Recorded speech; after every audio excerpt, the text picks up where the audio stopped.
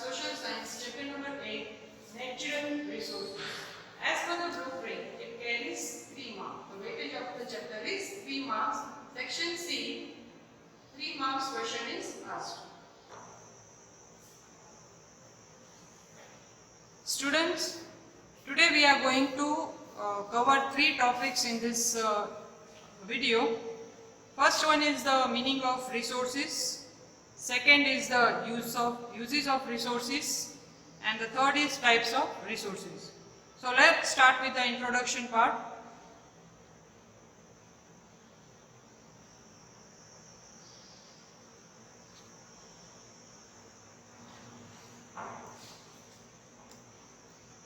Human needs can be satisfied partially or completely through resources.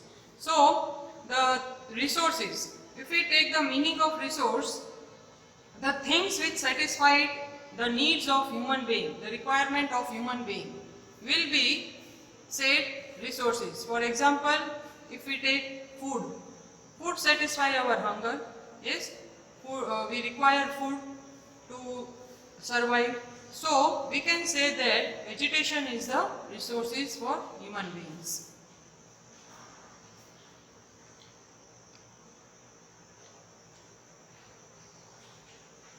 So students, you can see here that human being needs the food to satisfy the hunger. So the vegetation, plants and the fruits are our resources. So human needs can be satisfied partially or completely through resources.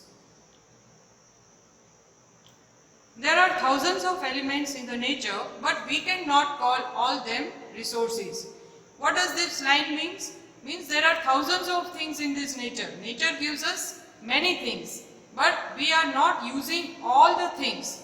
So the things which are not used by us in this nature are not called resources. Yes, the things which we use to satisfy our needs, requirements, that we can say resources. Like for example, land. We use land to build our house, to build the factories, we use for farming. So we can say land is the resources. But there will be some part of the land which we are not using it and is just remaining without unutilized. So that land will be not called resource for the human beings. So the things which the part of the things which we used for our requirement, we can call it resources.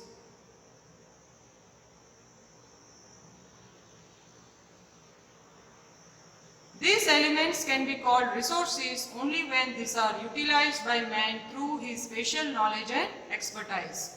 What does it mean? That for example, if we take in the old time, ancient time, the human beings have started using the nature right from the stones. Yes, fire, stones, many things were there which were used, wood was used. So when these things were used by the man through his special knowledge and expertise, for example, clay, yes, soil.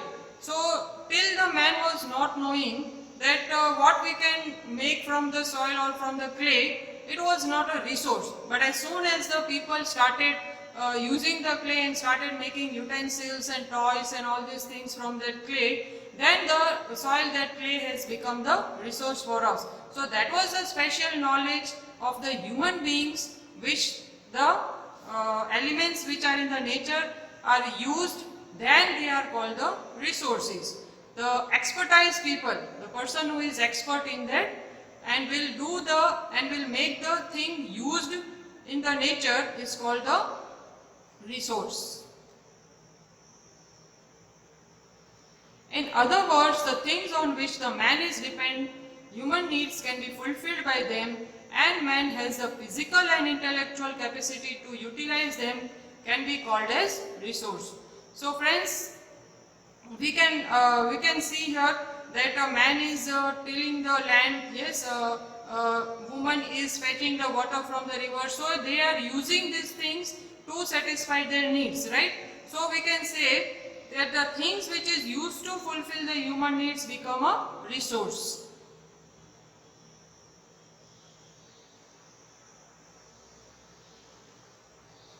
In ancient time, man did not know about the mineral buried within the land. So these were not the resource at that time. Yes, it is true. In ancient time, we were not knowing that under the beneath of the earth there were many minerals which we can use them.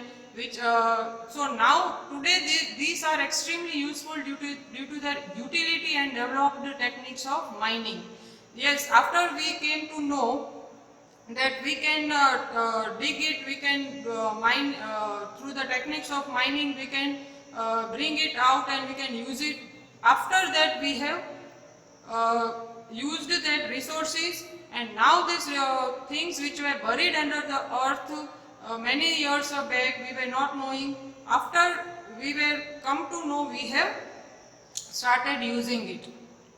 So useful, they were extremely useful. Now these days these resources are extremely useful, and due to their utility, use and develop the techniques of minings.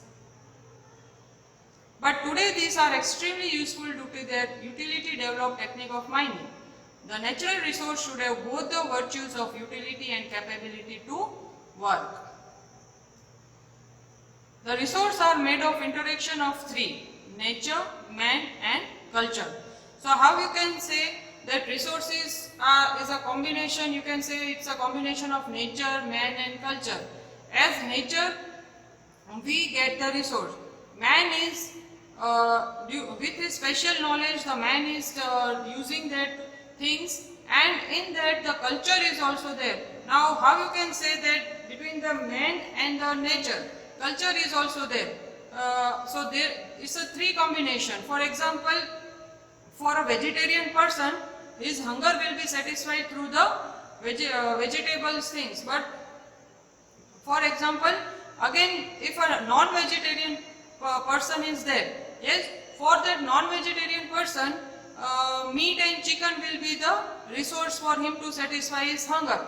But the vegetarian person, it will not be the resource for him. Yes, the meat and chicken will not be the resource for him to satisfy the need. So we can say that our religious things, our culture also sometimes stop us to use the resources. Yes, so here nature, man and culture, three things are combined and they are interaction of the three. So resources is made of the interaction of three: nature, man and the culture. We also follow our religious rules and regulations, we also follow our culture, and as per our culture we use the things which we get from the nature. So man is also bind with the culture also to use the resources.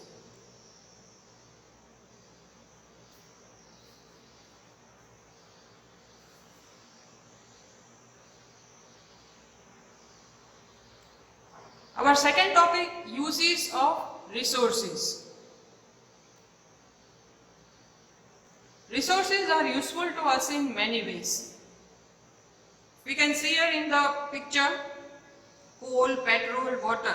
Yes, these three things are we get from the nature, and we can use the resources in many ways. We learn about its role gradually at every stage of human life.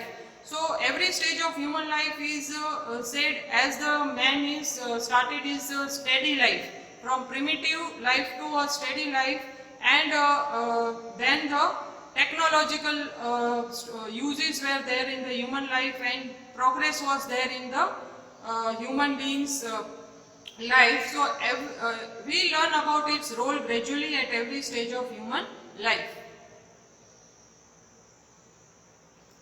You can see here, friends, that here you can see here that the man is taming the domestic animals. Yes, here some people are making the hut to stay there.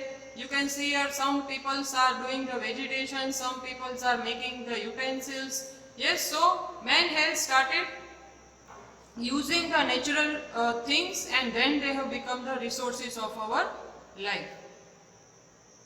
All activities from agriculture to industries ultimately depend on natural resources. Yes. Let us know more about it. Very first, in the uses of resource, we will have 3 points. Resource as food, resource as a source of raw material, and resources as a energy resource. First is resources as food. Various food requirements of man are compiled by various resources. Yes, so from the morning till night, yes, we have 3 times food, we take 3 times food regularly every day. So various food requirement of man are compiled of various resources. For example, if we are eating chapati, for that chapati we need, it is made from the wheat flour. Yes, now directly we are not getting the flour. We have to give the wheat to the, in the wheat, we have to give to the flour mill, and then we get the wheat flour, and then we make the chapatis, and then we can have it. So things we get from the nature, some things are raw, which we have to convert into useful form.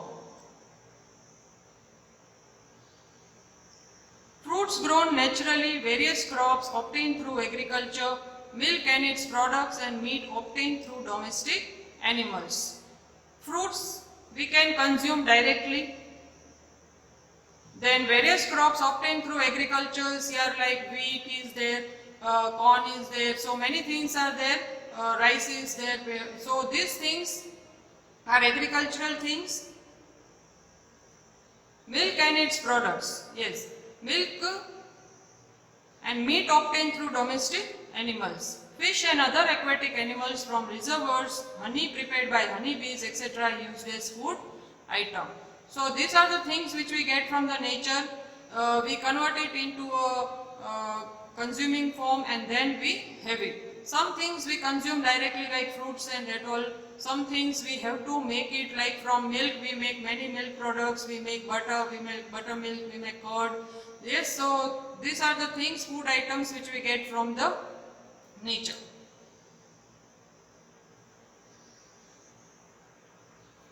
Second is resource as a source of raw material. Various goods obtained from the forest, agro products, wools, hides and meat available from animals, mineral ores, etc. form the raw material for many industries. Yes, so these are the things which we get in the raw form, and from there we have to make the things, like for example wood. Yes, so now if we are making, we have to first cut the wood from the forest, then this wood is taken in the, this timber, taken for the furniture and carpentry. Then here also natural fibers are there like silk, medicines are there, many things which we make, so lac, resin, gum. So these things we get in raw form, then afterward we convert it into the useful way. So things which we get from forest, agro products, wool, hides, meat available from animals, mineral ores forms the raw material for many industries. So many industries take the raw material from nature and then they make it in the eatable form or usable form, and then they sell it.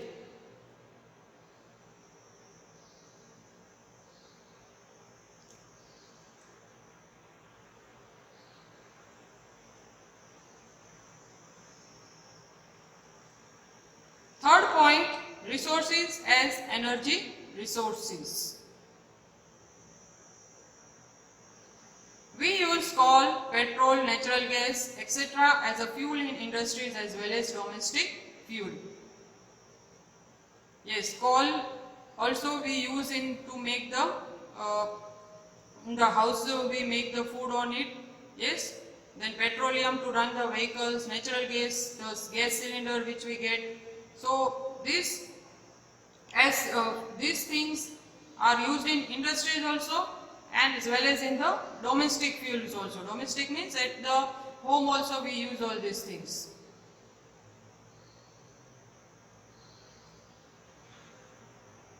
Beside, energy can be generated through solar insolation, wind, sea waves, tides, ebbs and waterfall, etc.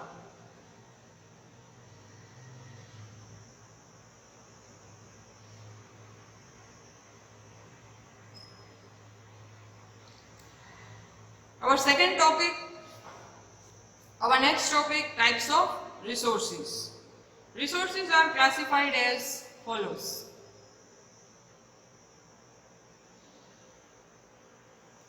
First, on the basis of ownership. Second, on the basis of re-availability. Third, on the basis of distribution center. We will discuss about all these 3 points in detail. Following are the types of resources on the basis of ownership. Yes, what does it mean on the basis of ownership? Ownership means something which is your own. Yes, it is of your, you have the right on that resource. So very first, on the basis of ownership, again 3 subparts are there: individual resource, natural resource and global resource. Very first, if we take individual resource, what does it own?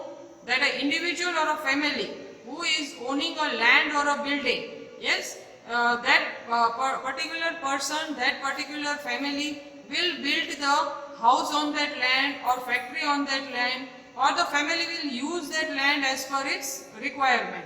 Second is the natural resources, national resources owned by the country or the region. These resources are used owned by the country or the region. Here every person has the right on that, like army, international trade. These things are owned by the country or the region. Global resource, all physical or non-physical resource which are used for human welfare. For example, resource of common ownership of all nations of the world. So some things are there which are used for the human welfare. On that, there will be the right of every person, every resources of common ownership of nation of the world, because they are for the human welfare. Yes, so every person in this world can use it.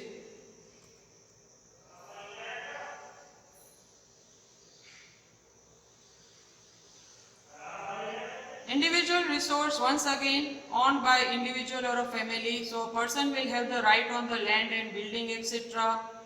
National resource owned by a country or a region, example army, international or trade.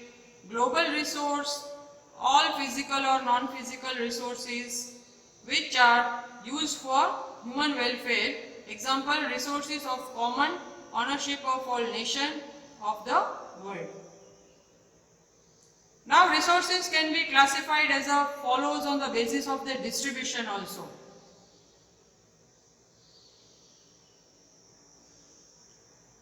According to distribution area, let's have the detail and example. Very first is the universal resource, useful gases in the atmosphere, oxygen, nitrogen. Yes, what does it mean? Like oxygen, on this earth, oxygen is used by every person, as it is said to be the universal resources. Universal, like if we say oxygen we find on the earth planet only, but nitrogen is somewhere also found on other planets also, that's why it is called universal resources. Generally available resources means easily available, land, soil, water, pasture land, etc. So generally available resources means things which are easily available. For example, land, it is available everywhere, soil, it's available everywhere, water, pasture land. Pasture land means the green land where the animals can go for the grazing. Yes, so these things are available very easily at every corner of the world. Next is the rare resources, those available at limited places. For example, minerals like coal, petroleum, copper, gold, uranium, etc. Yeah, okay, students, rare resources means these resources are found, they are expensive also a bit, and these are available at limited places only. Yes, coal is not available at every place, petroleum, copper, gold, uraniums, they are not available at every place, they are available at limited places only, and so they are coming in the category of rare resource. Next is the solitary resources. Solitary means solo, single. Minerals available at only 1 or 2 places in the world. Example, cryolite, which is available only in Greenland. This is the mineral, one type of mineral which is available only in Greenland, and mostly it is used for the, when refinery is done of the bauxite, aluminium, and that time it is used.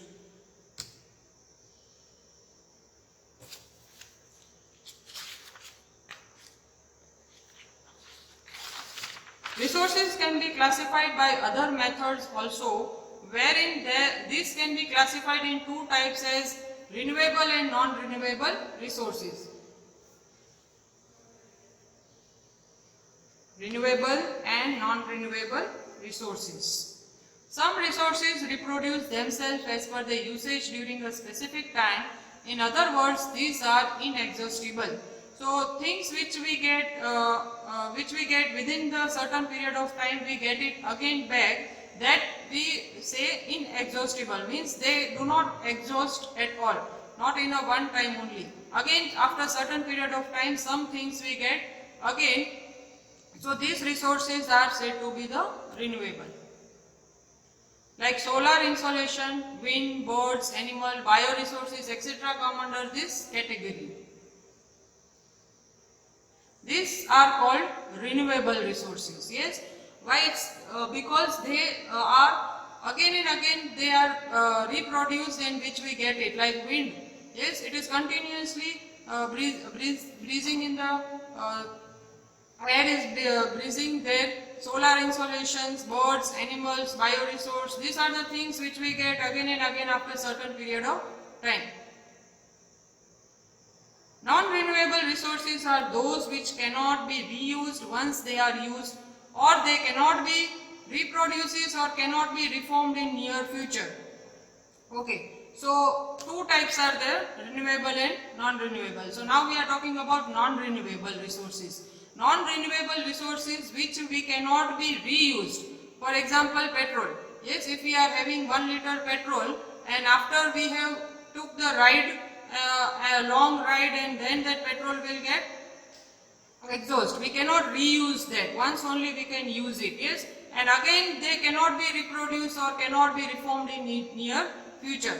So that's why they are called non-renewable, because to form a coal, to form the minerals, to form the other things, gases, mineral gases, it takes millions and millions of years. So we cannot get them in the future time or in the certain period of time. That's why they are called non-renewable.